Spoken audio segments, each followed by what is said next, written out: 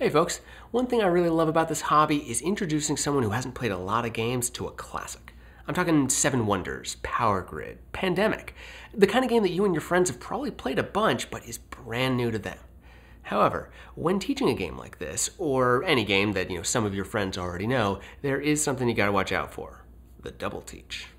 Now real quick, because I haven't done one of these in a little while, hi, my name is Shay Parker, and on this channel I'm usually teaching big, heavy games like Twilight Imperium or John Company.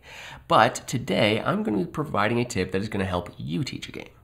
Now I've done a few of these how to teach videos in the past, and mostly they were covering pretty broad strategies. So for this video and the few others that I've got coming out in the coming months, I'm going to be talking about more specific tips. And today I'm going to be featuring Cosmic Encounter, Stone Cold Classic.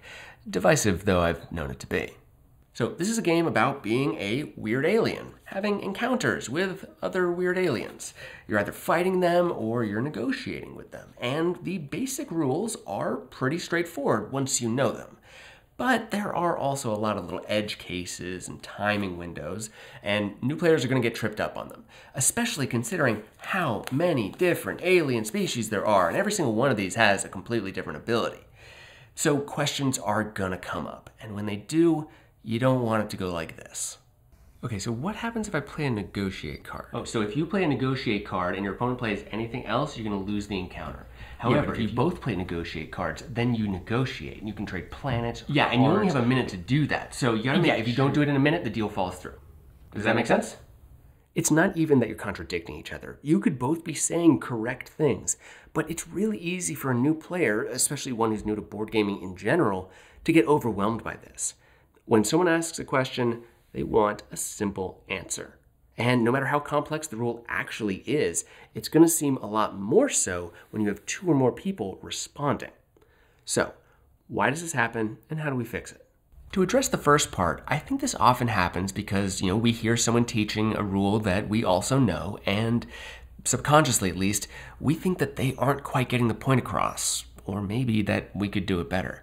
And I'm not immune to this. I mean, I sit here in my professional rules teacher throne and I judge people all the time, but I do so silently. Because in my experience, if you just let them keep talking, they'll get there eventually, even if they take a different route than you might have. So the first solution is to just don't be that guy, because you're not really helping as much as you think you are. I find this to be a good rule of thumb. Whoever owns the game, they're the one that should teach it, and also answer questions. Now, there's exceptions to this, of course, if they're busy taking their turn or whatever, but most of the time, if that person's not you, you can just sit back and listen. And then when they're done, if the newbie is still having trouble, then yes, you can offer your help. And I do mean offer, don't just barge in. Of course, the other side of this is that sometimes your friends are going to be the ones interrupting you. And this is the part of the advice that's going to hurt a little bit, but when that happens, let it happen. Stop talking and let them finish the explanation.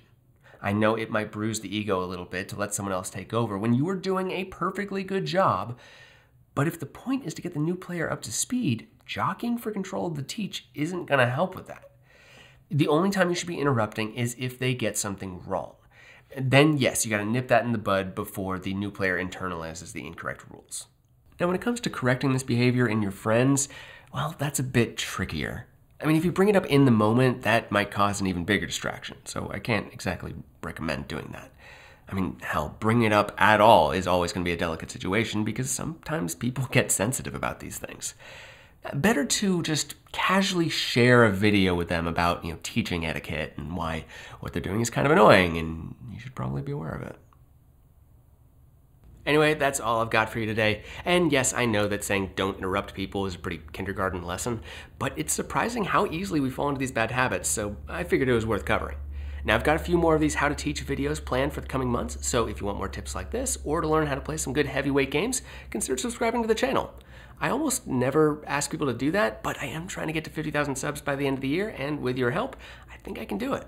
Oh, and real quick, to those of you who have been commenting about me growing out my hair, telling me I should cut it because I look like Gary Oldman in The Fifth Element. Don't worry, I hear you, message received. Two quick things. First off, snack. Second, in the immortal words of Brian David Gilbert, you have no say over what I do with my body. Hope that clears things up. Bye.